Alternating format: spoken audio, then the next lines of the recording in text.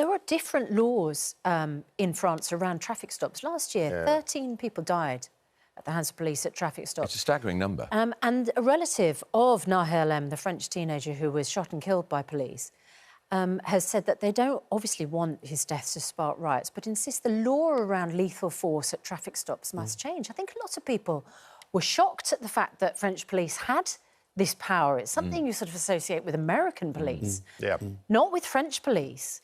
Absolutely desperate scenes, of course, over the last couple of days in the wake of that tragic death. And we can speak to Amina Kalash, who is a journalist in Nanterre, which is where it happened. Amina, in fact, your family knew this young lad, didn't they? Yes, my little brother has mutual friends with Nahel.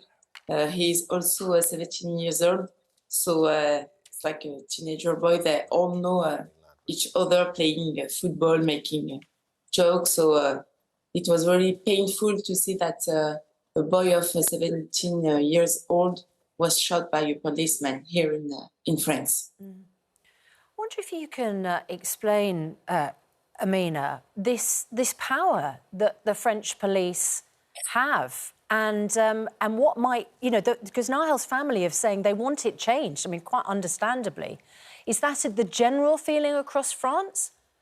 Yes, because we are now realizing how the system is violent. And when I talk about the system, I also talk about the police system, because we are in 2023, and how can a boy of 17 years old can be shot just because he was in his car, even if he hasn't his driving license. We are not supposed to die because of this, and so it's very violent now. People really demands also, specifically the young generation, like a fair justice, whether you're white or non-white people. Amina, can I just ask you, because we have been seeing, obviously, terrible pictures on our television screens day after day over the weekend.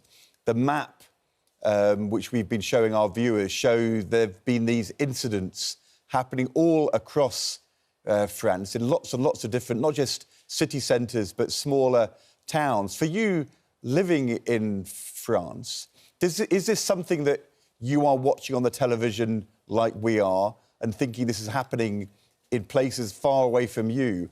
Or is there a sense that this is something which is now widespread and is worrying people about their own safety going about their business in France? Because lots of people in Britain will be travelling to France on holiday in the next days, and we're all wondering how it feels to be in France at the moment.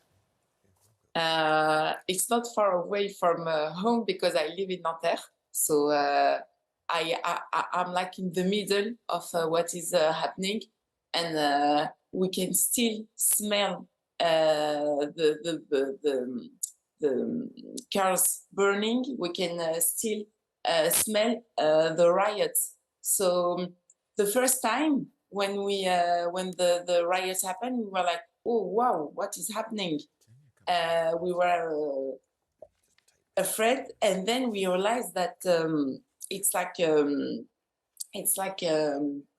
don't know how to say this. An allumette, it's burning in many parts of France.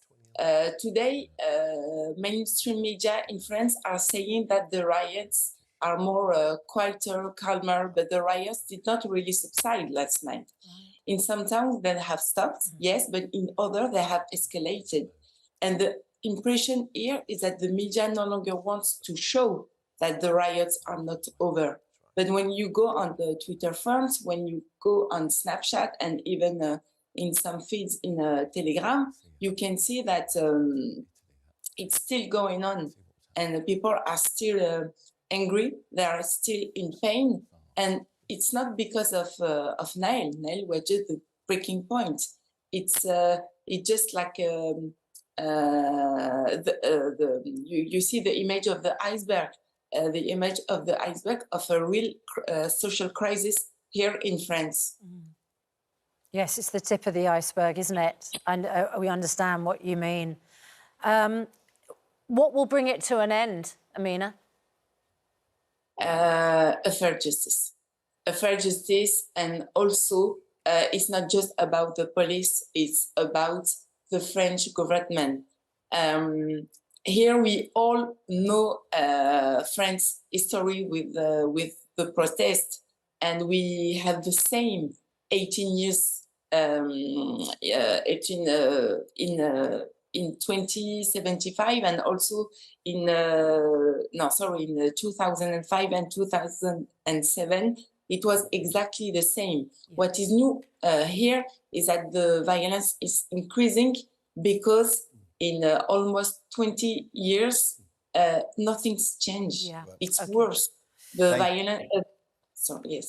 Thank you, Amina. That's kind of do stay safe, and your kind of reflections are really important for us, and we really hope that that you're right, that we can see kind of action to rebuild trust as well as to restore order, which is, I think, what you're saying. Thank you very much indeed. Amina, thanks very much indeed.